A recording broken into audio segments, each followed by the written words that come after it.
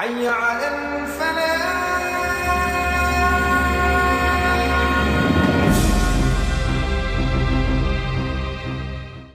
Assalamualaikum warahmatullahi wabarakatuh.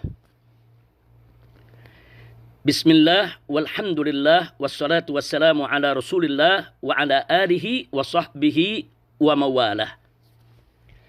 Alhamdulillah, saya bersama keluarga dari kota suci Makkah Al-Mukarramah saat ini ada dalam keadaan sehat walafiat. Dan semoga saudara-saudara kami tercinta di Indonesia senantiasa dalam keadaan sehat walafiat dan dilindungi oleh Allah Subhanahu wa taala dari segala musibah, serta semoga Allah Subhanahu wa taala segera mengangkat wabah corona dari kita punya negeri sehingga kehidupan kembali normal seperti biasa. Amin ya rabbal alamin. Saat ini saya ingin mengemukakan rasa gembira dan bahagia saya. Sekaligus saya ingin menyampaikan apresiasi dan penghargaan serta ucapan terima kasih kepada segenap ikhwan, kepada segenap kawan-kawan seperjuangan yang pada malam hari ini menggelar dialog virtual via Zoom. Dan secara khusus saya sampaikan apresiasi, penghargaan dan terima kasih ini kepada semua rekan-rekan dari FPI, GNPF Ulama, PA 212, FUI, AKL, MIUMI, Majelis Az-Zikra, Wahdah Islamiyah, begitu juga semua rekan-rekan dari MPUII, dan tidak ketinggalan juga para sahabat dari HRS Center yang selama ini aktif memberikan dan mengirimkan saya aneka ragam berkas dokumen yang berkaitan dengan perkembangan aneka ragam kebijakan di negara kita tercinta Republik Indonesia. Dan secara khusus saya ingin sampaikan terima kasih kepada saudara saya, kecintaan saya, Habibi Galbi, yaitu host kita pada malam hari ini, yaitu Al-Ustadz Ad-Doktor Haikal Hasan Baras, hafidhahullahu ta'ala wara'ah. Terima kasih Ustadz Hasan, Masya Allah, Babe Haikal pada malam hari ini menjadi host kita bersama. Terima kasih sekali lagi kepada antum dan kepada seluruh ikhwan. Mudah-mudahan dialog virtual kita via Zoom pada malam hari ini, ya tentunya di Indonesia sudah malam, sementara kami di kota Mekah masih sore karena kita ada perbedaan waktu 4 jam. Jadi sekali lagi terima kasih, jazakumullahu khairal jasa. Nah baiklah, untuk menyingkat waktu karena banyak sekali peserta yang mengikuti daripada dialog virtual ini, maka langsung saja saya ingin menyampaikan pandangan saya tentang rancangan undang-undang haluan ideologi Pancasila atau yang disingkat RUU HIP. Saya ingin langsung menyampaikan pandangan saya tentang RUU HIP yang memang saat ini sedang menjadi perbincangan di kita punya negeri. Nah, semoga dengan penyampaian ini bisa menjadi masukan bagi semua pihak yang berkepentingan. Insya Allah. Amin ya rabbal alamin. Nah, baiklah, langsung saja untuk tidak membuang waktu kepada Ustadz Dr. Haikal Hasan Baras, Babe Haikal, saya minta izinnya selaku host. Nah, mudah-mudahan apa yang saya sampaikan ini manfaat untuk kita semua. Nah baiklah, menurut saya rancangan undang-undang haluan ideologi Pancasila atau yang disingkat RUU HIP wajib ditolak oleh segenap rakyat dan bangsa Indonesia. Kenapa? Sekurangnya ada 7 sebab yang ingin saya sampaikan pada kesempatan ini yang menjadi penyebab utama kita wajib menolak RUU HIP tersebut. Sebab pertama, bahwa haluan ideologi Pancasila sebenarnya pada hakikatnya sudah ada termaktub dalam Undang-Undang Dasar 1945. Sehingga tidak boleh diturunkan harkat, martabat, dan derajatnya menjadi hanya sekelas undang-undang. Nah, jadi saya melihat bahwa RUU HIP ini telah menurunkan derajat, menurunkan harkat martabat, menurunkan kelas daripada haluan ideologi Pancasila dari semula merupakan landasan konstitusional yang tinggi dalam Undang-Undang Dasar 1945, kemudian diturunkan hanya sekelas undang-undang. Nah, ini sebab pertama. Sebab kedua, bahwa definisi haluan ideologi Pancasila dalam RUU HIP tidak lagi meletakkan agama sebagai sesuatu yang pokok dan mendasar, tapi diganti dengan mental spiritual. Bahkan dalam RUU HIP pasal 7 ayat 2 ada upaya memeras Pancasila menjadi trisila atau tiga sila, yaitu sosio-nasionalisme dan sosio-demokrasi serta ketuhanan yang berkebudayaan. Catat, dalam RUU HIP disebutkan ketuhanan yang berkebudayaan. Jadi bukan lagi ketuhanan yang Maha Esa, tapi ketuhanan yang berkebudayaan. Menurut saya ini merupakan pelecehan terhadap agama dan nilai-nilai luhur ketuhanan yang Maha Esa yang selama ini dijunjung tinggi oleh rakyat dan bangsa Indonesia. Lalu selanjutnya dalam RUU HIP masih pasal 7 ayat ketiganya, trisila diperas lagi menjadi ekasila atau satu sila saja, yaitu gotong royong. Sehingga ketuhanan yang Maha Esa dibuang sama sekali dan tidak lagi menjadi acuan dalam kehidupan berbangsa dan bernegara. Walaupun di pasal-pasal lain seperti pasal 12 dan pasal 23 masih ada penyebutan agama, masih ada penyebutan Tuhan yang Maha Esa, tapi tidak lagi dalam posisi yang fundamental. Hanya merupakan posisi yang formalitas. Nah, menurut saya ini lebih jelas lagi merupakan pelecehan terhadap agama dan nilai luhur ketuhanan yang Maha Esa. Padahal ada dua hal, Babe Haikal, yang tidak boleh kita lupa. Ada dua hal, semua ikhwan yang ikut gabung dalam dialog virtual via Zoom ini, ada dua hal yang tidak boleh kita lupakan.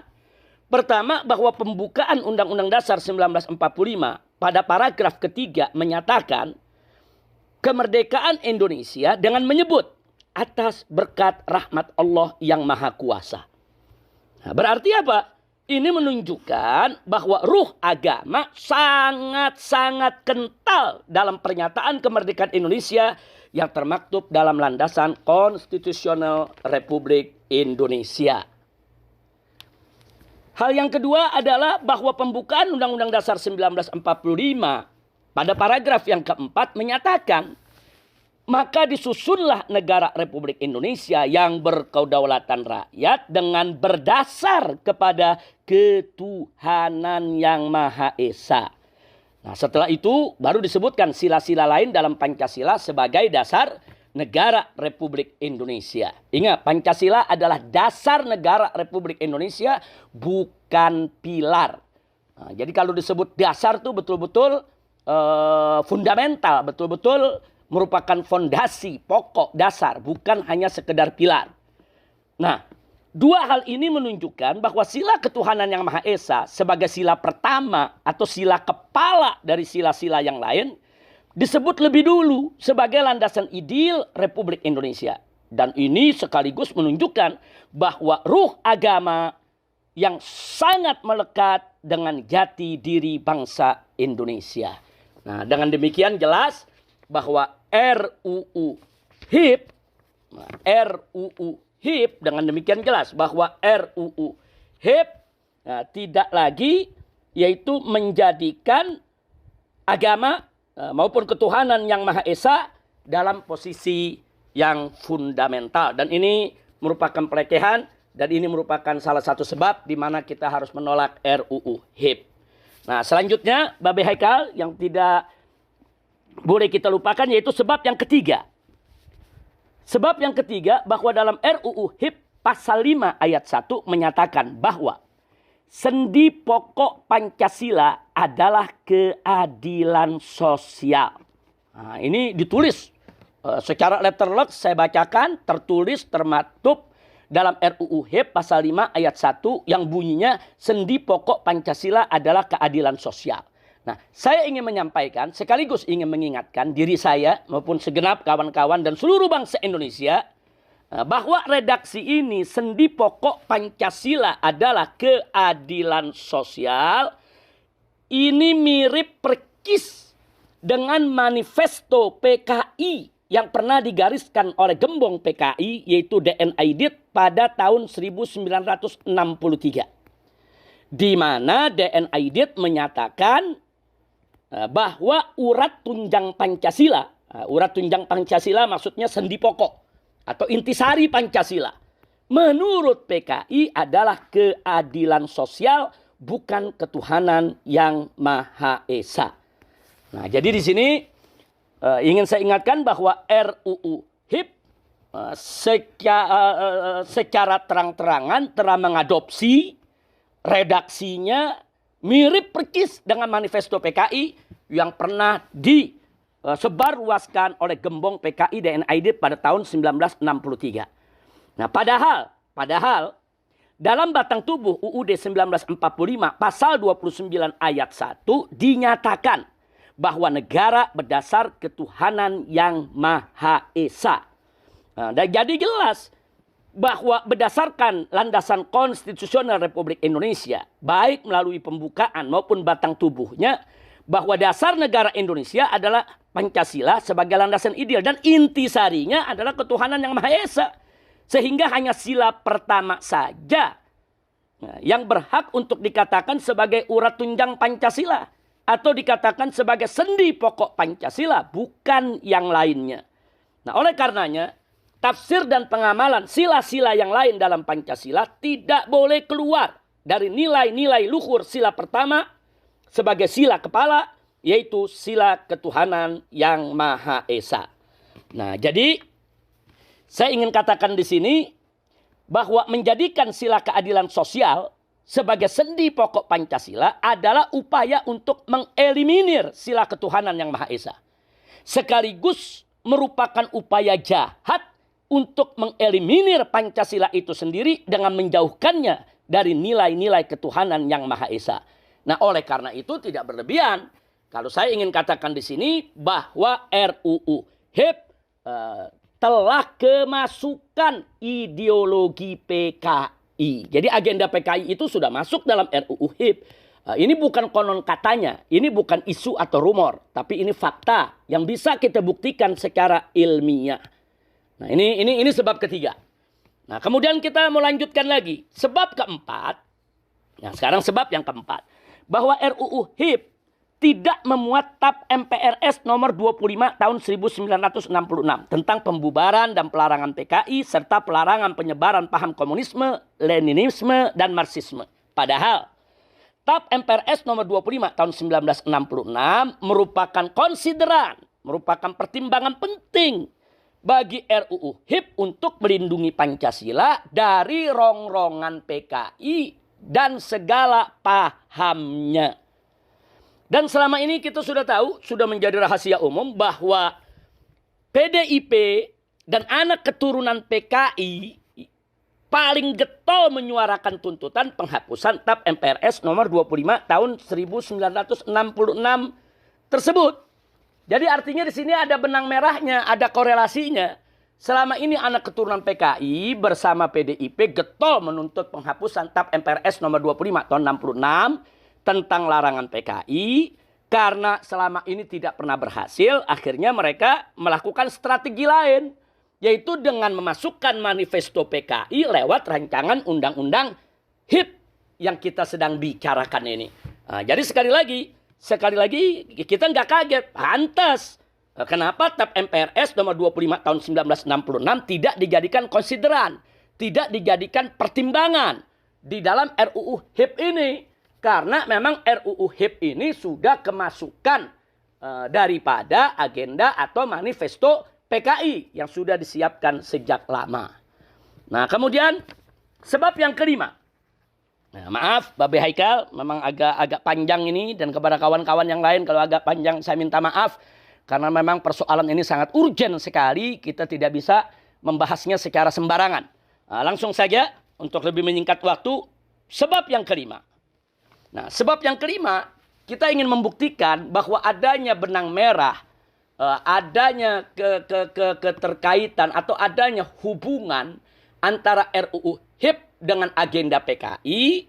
Nah, itu bisa terlihat jelas di mana pada saat ini yang menjadi sebab kelima, bahwa Ketua Panja RUU HIP adalah anggota DPR RI dari PDIP yang bernama Ripka Ciptaning. Nah, Ripka Ciptaning ini patut diduga kuat bersama komplotannya di DPR RI yang memasukkan manifesto PKI ke dalam RUU HIP. Nah, indikasinya apa? Indikasinya pertama, bahwa Ripka adalah pengarang 2 buku kontroversial yang membela PKI. Nah, yang pertama buku berjudul Aku Bangga Jadi Anak PKI, dan yang kedua adalah buku yang berjudul Anak PKI Masuk Parlemen. Nah, di mana dalam kedua buku ini keberpihakannya, pembelaannya terhadap ideologi PKI sangat jelas sekali. Bahkan pemutarbalikannya terhadap sejarah PKI itu sendiri juga dilakukan dalam kedua buku tersebut. Nah, kemudian yang kedua, bahwa Ripka dalam sejumlah wawancara terekam, tersebar, viral di YouTube dan di medsos-medsos lainnya, bagaimana Ripka menyatakan secara terbuka bahwa PKI adalah korban Orde Baru dan TNI adalah pelaku kejahatan yang membantai PKI. Nah, jadi kita bisa lihat siapa Ripka Ciptaning ini. Jadi jelas bahwa Ripka dan kawan-kawan punya agenda PKI yang disusupkan dalam RUU HIP. Sekali lagi, ini bukan hoax, tapi ini fakta. Ini bukan isu atau rumor, tapi ini bisa kita buktikan dengan indikasi-indikasi kuat yang tidak terbantahkan. Dan yang ketiga, bahwa Ripka dalam ragam wawancara persnya juga mengakui secara terbuka bahwa keluarga dan anak keturunan PKI yang dia memperkirakan ada 20 juta orang, kata dia semuanya menyalurkan aspirasi politiknya ke PDIP. Dan dia juga mengakui bahwa para politisi dari generasi muda anak keturunan PKI rame-rame masuk ke PDIP. Hingga bisa menjadi anggota dewan, bisa menjadi pejabat dari pusat sampai ke daerah. Jadi dengan demikian, saya bisa katakan memang Ripka dan kawan-kawan sedang jalankan agenda PKI. Ini sebab kelima. Jadi dengan adanya Neo PKI duduk, yaitu sebagai ketua panja RUU HIP, ya kita tidak kaget kalau RUU HIP itu kurang lebih yang menjadi manifesto Neo PKI di zaman sekarang ini. Karenanya wajib kita tolak. Nah, kemudian sebab yang keenam, bahwa banyaknya anggota DPR RI, khususnya dari PDIP, saya garis bawahi, khususnya dari PDIP, yang selama ini selalu membela PKI dan menjadikan PKI sebagai korban Orde Baru, serta sering terlibat dalam acara reuni keluarga PKI dengan istilah temu kangen di berbagai daerah, dengan dalih kunjungan kerja, yaitu kunker DPR RI. Seperti yang dilakukan salah satu politisi PDIP, yaitu dia Pitaloka dan kawan-kawan di Banyuwangi dan daerah lainnya sejak beberapa tahun yang lalu. Nah, ternyata mereka-mereka ini juga semua terlibat dalam panja RUU HIP. Mereka ini semua juga terlibat di dalam penyusunan RUU HIP. Nah, jadi keterkaitan RUU HIP dengan agenda PKI, dengan manifesto PKI tidak terbantahkan lagi. Ini merupakan indikasi kuat bahwa memang Neo PKI sudah dan sedang bergerak untuk bangkit dengan segala macam cara, termasuk bagaimana mereka menghasilkan suatu undang-undang yang bisa menjadi pintu gerbang untuk mereka bangkit kembali. Nah, kemudian sebab yang ketujuh. Nah, ini yang terakhir, Bapak Heka. Sebab yang ketujuh. Sebab yang ketujuh, sikap rezim Jokowi dengan PDIP-nya yang sangat lunak terhadap aktivis Neo PKI di Indonesia dan kebijakan membangun poros Jakarta-Beijing beserta kerjasama yang super luar biasa dengan PKC, Partai Komunis Cina, serta secara sengaja dan sadar memberikan aneka ragam jabatan publik yang vital kepada komplotan Neo PKI. Seperti baru-baru ini Iman Brotoseno diangkat sebagai dirut TVRI yang baru. Nah, orang ini pembela PKI, orang ini berideologi PKI. Nah, padahal kita tahu TVRI itu adalah alat propaganda yang sangat efektif. Apalagi jangkauan pemancarnya mencapai daerah-daerah terpencil sampai ke hutan-hutan, ke gunung-gunung, ke lembah-lembah yang tidak dicapai oleh satu televisi mainstream manapun yang ada di Indonesia. Sehingga dengan adanya yaitu generasi muda Neo PKI menjabat sebagai dirut TVRI, sehingga gerakan Neo PKI lebih leluasa mengemas dan menjalankan agendanya lewat TVRI. Nah, sikap rezim Jokowi yang seperti ini telah memberi andil besar dalam membuka keran kebangkitan PKI. Nah, termasuk yang dilakukan oleh rezim Jokowi dan PDIP secara bersama-sama memasukkan generasi muda Neo PKI sebagai anggota panja untuk menyusun daripada RUU HIP tersebut. Ini artinya gerakan ini sangat struktural, gerakan ini sangat sistematis, gerakan ini betul-betul gerakan yang sangat berbahaya dan mengancam daripada keutuhan NKRI. Nah, demikian Babe Haikal, itu 7 sebab yang ingin saya sampaikan. Sebetulnya selain 7 poin yang sudah saya sampaikan tadi, di sana masih banyak persoalan dalam RUU HIP yang perlu disoroti secara fokus dan serius. Dan yang perlu diwaspadai bahwa Neo PKI dalam gerakannya selama ini, hati-hati, selalu menjual kebesaran nama Bung Karno untuk mengelabui masyarakat. Hati-hati. Jadi Neo PKI saat ini sering mencatut nama Bung Karno, menjual nama Bung Karno untuk mengelabui masyarakat. Seolah-olah mereka ini pengagum Bung Karno, pecinta Bung Karno, padahal mereka hanya ingin menunggangi nama besar Bung Karno untuk mengelabui masyarakat dalam rangka kebangkitan mereka kembali. Ala kulli hal, jadi jelas sudah yang ingin saya sampaikan di sini bahwa RUU HIP yang ada saat ini bukan membangun ideologi Pancasila sebagaimana mestinya, melainkan hanya merusak ideologi Pancasila, bahkan cenderung menjadikan Pancasila sebagai mitos yang diberhalakan. Sebagai mitos dan sebagai berhala yang tentunya bertentangan dengan ajaran agama. Sehingga ke depannya RUU HIP itu kalau dijadikan undang-undang akan lebih memuluskan pengembangan ideologi anti agama.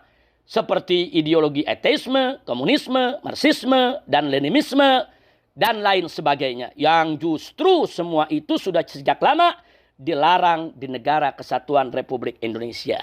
Nah, demikian Babe Haikal. Jadi kesimpulan dari apa yang sudah saya sampaikan dari 7 poin tadi, bahwa HIP, yaitu rancangan undang-undang haluan ideologi Pancasila, adalah bagian dari agenda Neo PKI. Sehingga wajib ditolak oleh segenap rakyat dan bangsa Indonesia. Bukan hanya oleh umat Islam, oleh seluruh rakyat dan bangsa Indonesia, apapun suku, budaya, dan agamanya.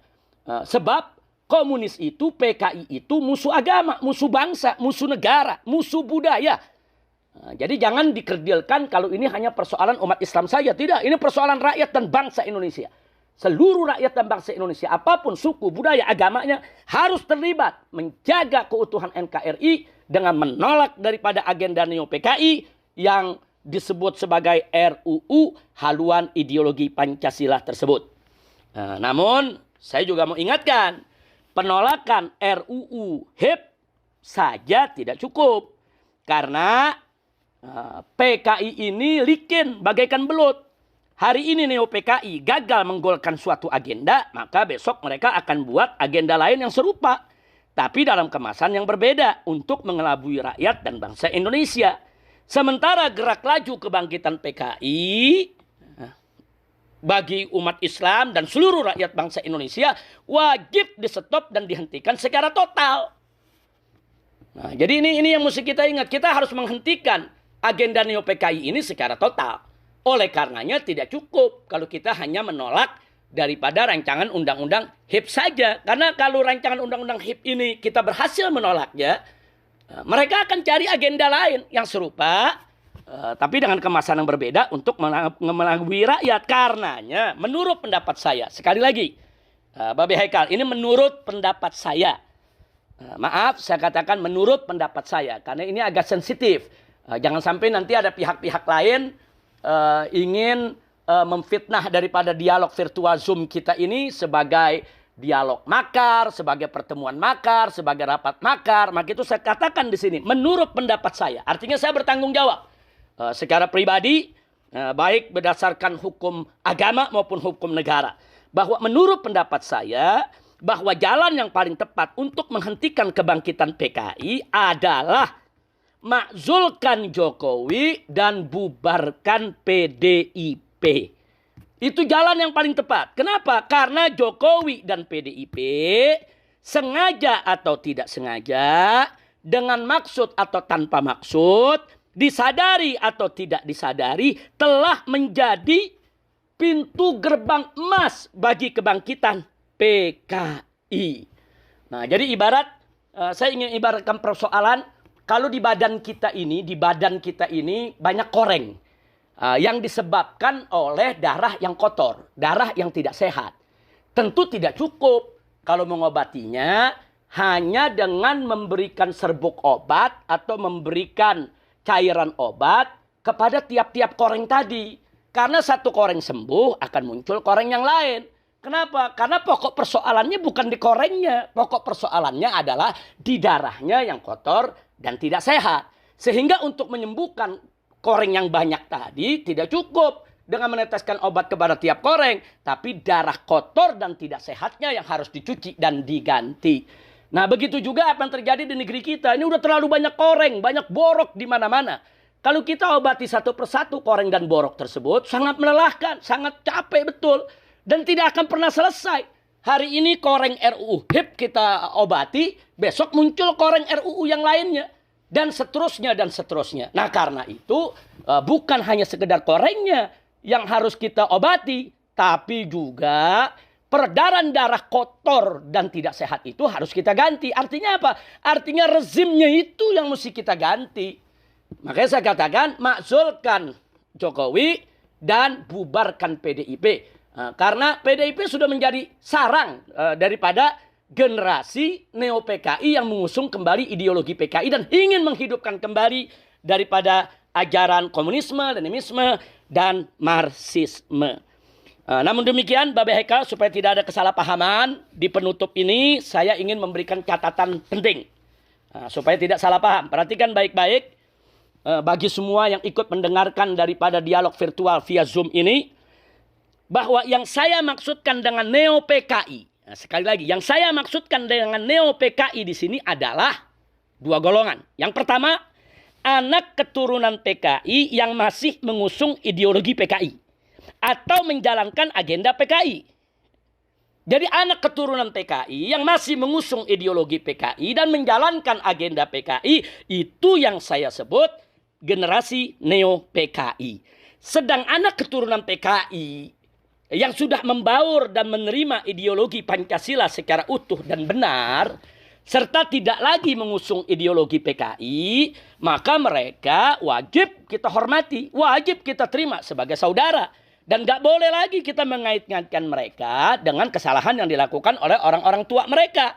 Karena mereka tidak bertanggung jawab dengan apa yang pernah dilakukan oleh orang tua mereka. Dan ini sesuai dengan prinsip ajaran Islam.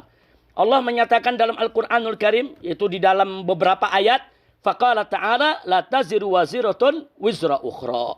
Di mana Allah menyatakan bahwa seseorang itu, seorang pendosa siapapun dia, tidak akan menanggung dosa orang lain. Jadi tiap orang tanggung dosa masing-masing. Nah, kalau anak keturunan PKI ini tidak mengusung ideologi PKI, tidak melakukan kejahatan, mereka tidak menanggung dosa yang dilakukan oleh orang tua mereka. Makanya kita tetap harus menghormati dan yaitu menjadikan mereka sebagai saudara kita selama mereka tidak mengusung ideologi PKI dan selama tidak lagi menjalankan agenda PKI. Nah, begitu juga Nabi mengatakan dalam hadisnya, kullu mauludin yuladu alal fitrah. Setiap anak yang dilahirkan itu dalam keadaan suci. Nah, karena di dalam Islam ini tidak ada dosa turunan. Nggak ada dosa itu turun dari orang tua kepada anak. Orang-orang tua PKI dulu mereka berdosa, melakukan pengkhianatan. Tapi anak keturunan mereka tidak boleh kita bebankan untuk bertanggung jawab daripada kesalahan yang dilakukan oleh orang tuanya.